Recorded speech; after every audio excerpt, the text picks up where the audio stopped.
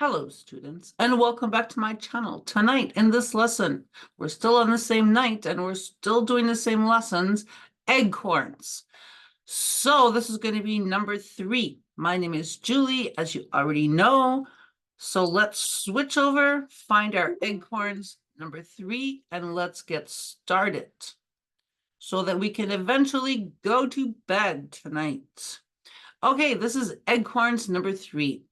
Eggcorns, as you already know if you watch numbers 1 and 2, are funny little words and phrases. I think that calling these words eggcorns is very funny. Let me show you why. An eggcorn is a linguistic mistake where a word or phrase is misheard, misunderstood, or misinterpreted.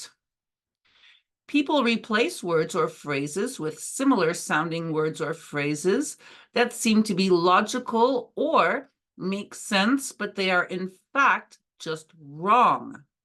In this lesson, I'm going to give you lots of examples so that you will be able to use these words correctly and with confidence. First of all, why are they called eggcorns?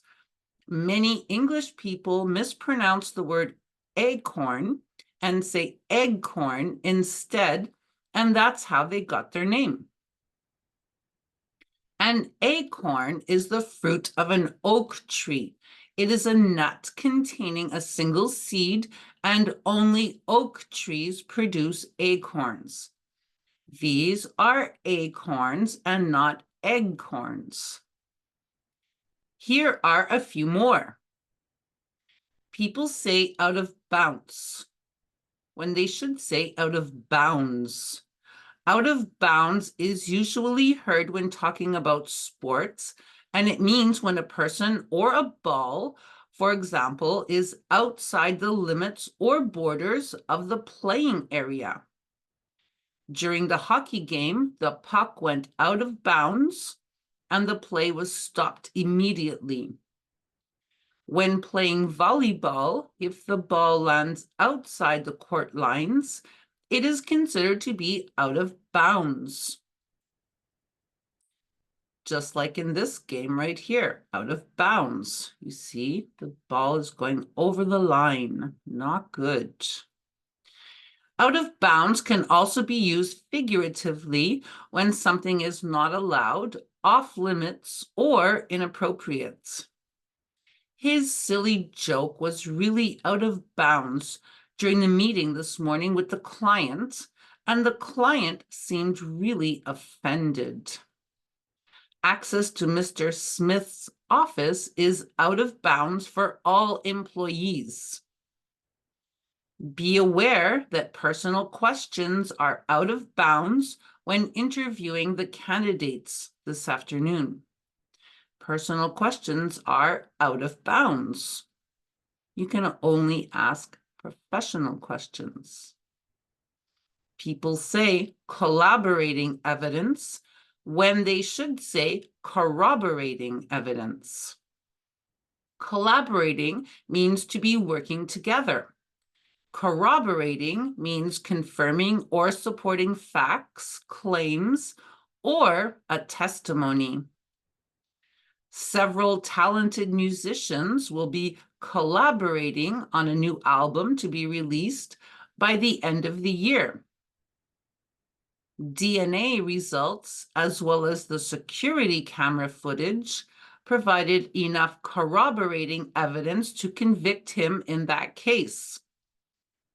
Several eyewitnesses in the department and the hidden cameras gave enough corroborating evidence to the employer to prove that the employee had been stealing from the company for many months.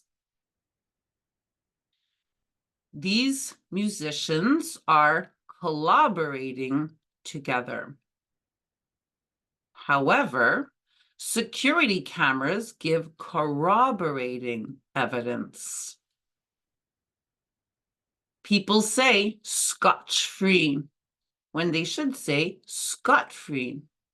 Scotch refers to things that come from Scotland, like Scotch whiskey, Scotch broth, but not Scotch tape.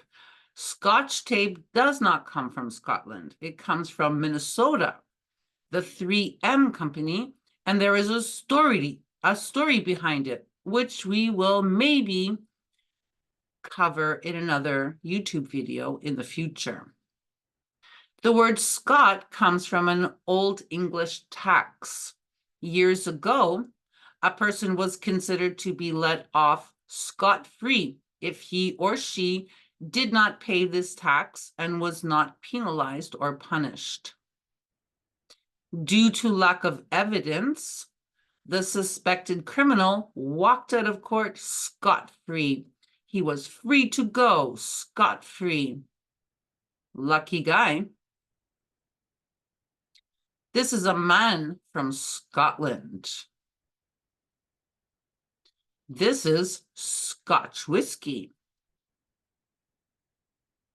People say scantily clad, but they should say scantily clad. Being scantily clad means that a person is wearing very little or very revealing clothing. Scandalously comes from the word scandal, which is a shocking situation or event that most likely causes embarrassment, public outrage, or disgrace. Words often associated with scandal are political, personal, business, and celebrity. However, scandalously clad could be used when referring to a person that is dressed to cause a scandal. This does not mean the same thing as scantily clad. All the models strutted down the catwalk, scantily clad in the new swimwear collection. Here are some scantily clad women in their swimsuits in the 1950s. So just being careful on YouTube with their community guidelines. I didn't want to give a picture of really scantily clad women or men. So I guess in the 1950s, this would have been considered scantily clad, but today they're very well covered. But also I have to admit, I really liked the picture and I wanted to include it in this video. So here it is, scantily clad women in their swimsuits, but in the 1950s. People say an old wise tale when they should say an old wives' tale. An old wives' tale is a superstition or a traditional belief that has been passed down from generation to generation, usually by women, that explain things like weather, pregnancy, health, and remedies at a time before modern-day science.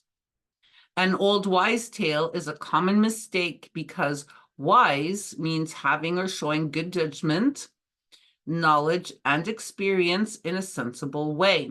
But using this expression is just wrong. Going outside in the cold with wet hair doesn't mean that you will catch a cold. That's just an old wives' tale because viruses cause colds and not wet hair. Like this girl, she just caught a cold because of a virus. People say deep-seated when they should say deep-seated. Deep-seated refers to something that is firmly established and is usually used when talking about problems or issues, emotions or feelings and habits.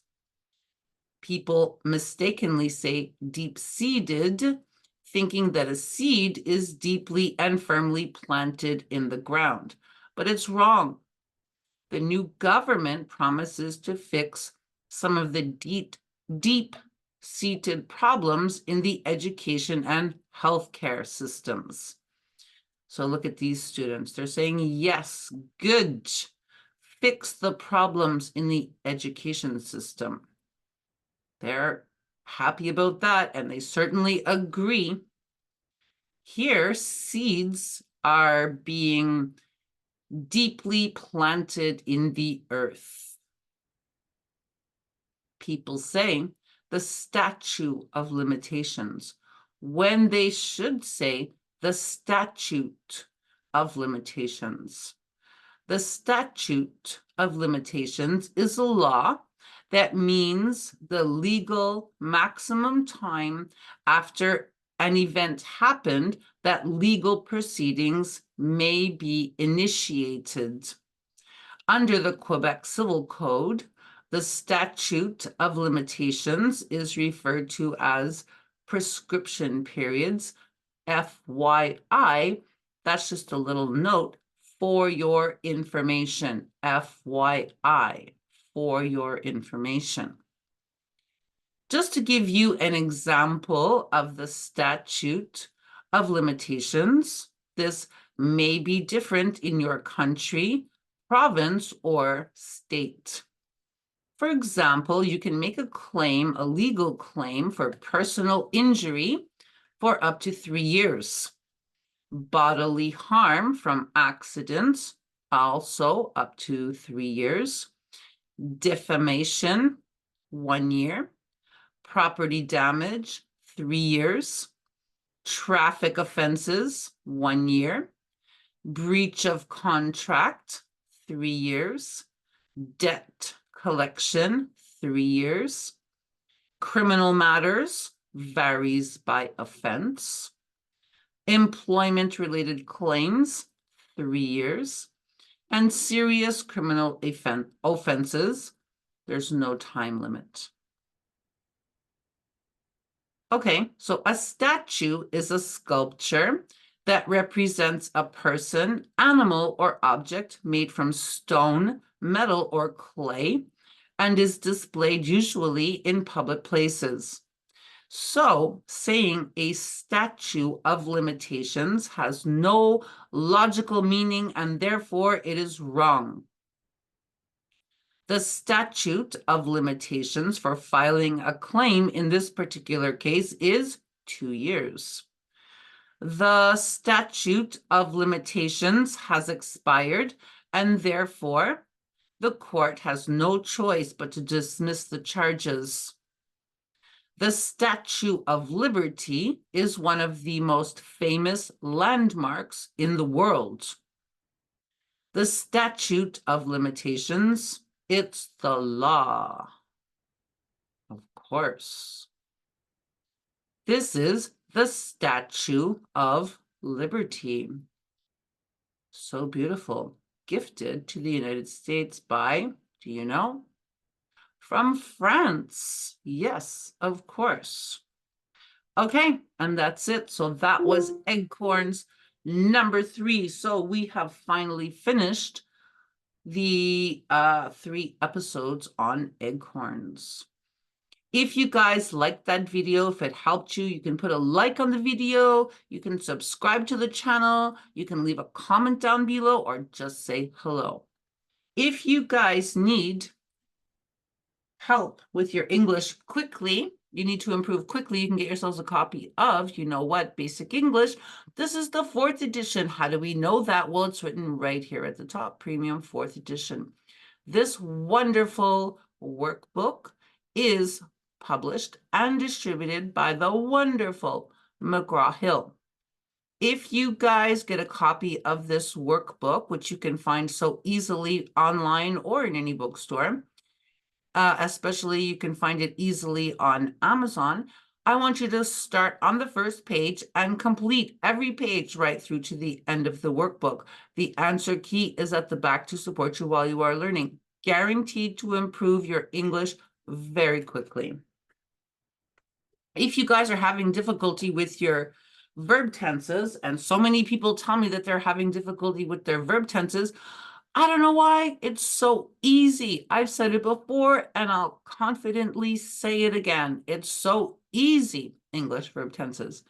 So if you guys decide to get a copy of this workbook, which we'll find everywhere online, and of course, very easily on Amazon, I want you to start on the first page and complete every page right through to the end of the workbook. The answer key is at the back to support you while you are learning, guaranteed to improve and even master your English verb tenses.